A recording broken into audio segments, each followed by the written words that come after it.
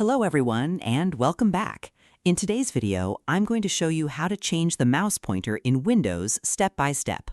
Windows allows you to customize the appearance of your mouse pointer, making it easier to see and personalize your experience. So let's get started. First, click the Start button and open Settings. Next, select Accessibility. Then, click on Mouse Pointer and Touch. Here, you'll see different mouse pointer styles and sizes. Choose the pointer style that you prefer. You can also adjust the slider size to make the pointer larger or smaller. If you want to change the pointer color, select one of the available color options or choose a custom color. The changes will be applied immediately.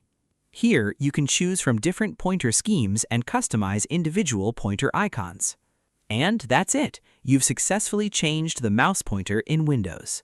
Thanks for watching this video. If you found this tutorial helpful, don't forget to like, subscribe, and turn on notifications for more Windows tutorials and tips. See you in the next video.